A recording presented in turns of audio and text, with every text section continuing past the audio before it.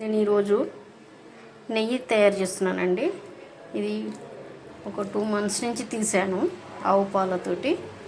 దీన్ని నెయ్యి చేయబోతున్నాను. దీన్ని 2 hours ముందు ఫ్రిడ్జ్ నుంచి బయట పెట్టాను.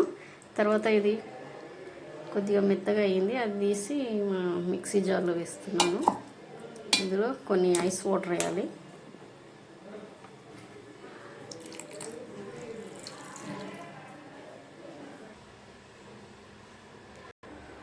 చూడండి, మిక్స్ పెట్టాను. మనకు వాటరు ప్లస్ ఇది చూడండి, ఇలా మనం ముద్ద కడితే వచ్చేలా ఉండాలి.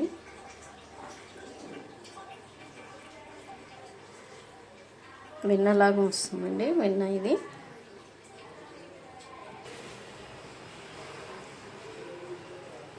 కొద్దిగా అంటుకుంటుందండి. ఇంకొకసారి మిక్సీలో పెట్టి గ్రైండ్ చేద్దాము.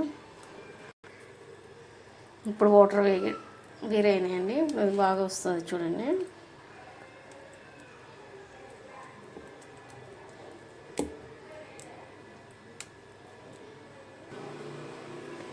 చూసారండి, ఇది వెన్న వచ్చేసింది. మళ్ళీ నేను ఇంకొకసారి తీసుకుంటున్నాను. ఇది నేను ఓన్లీ 1/2 లీటరే పాలు తీసుకుంటానండి. దానివల్ల కొద్దిగా రావడం వల్ల కొంచెం టైం పట్టింది.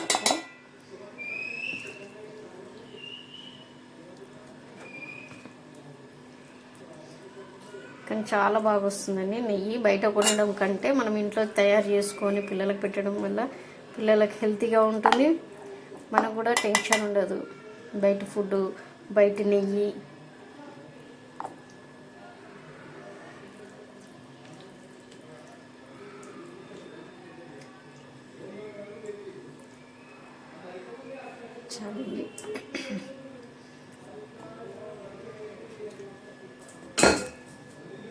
ఇందులో వాటర్ వేస్తున్నానండి. మిక్స్ పట్టేస్తానండి. నాకు ఇంత వచ్చిందండి వెన్న. ఇప్పుడు తీసి కడాయిలో వేయాలి. కడాయిలో స్టవ్ పైన పెడతాను. నేను ఆల్రెడీ నైట్ చేశానండి. కొద్దిగా నాకు నెయ్యి అవసరం ఉంటే ఇప్పుడు మిగతాది ఈరోజు మార్నింగ్ చేసుకోవచ్చు అని ఆగాను. నేను ఇందులోనే వేస్తున్నాను.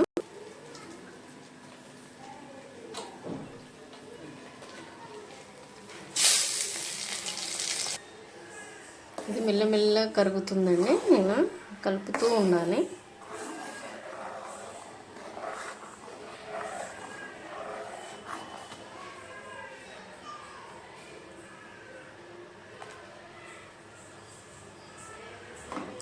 అది ఆవు పాలండి. ఆవు పాలు కదా, అందుకే పచ్చగా కనిపిస్తుంది.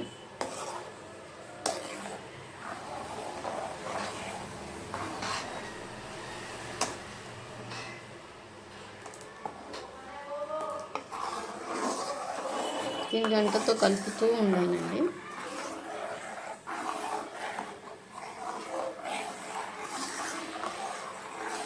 ఈ నురుగంతా పోయే వరకు కలుపుతూ ఉండాలి. కాస్త నురుగు పోయిందండి. ఈ నురుగు పోయిందంటే ఇంకా ఆయిల్ అయిపోతుంటుంది మనకు.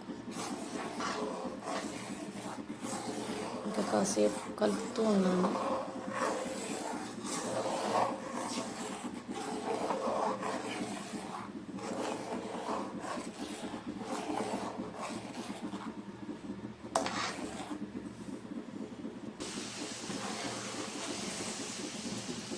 ఇప్పుడు ఆయిల్ అవుతుందండి.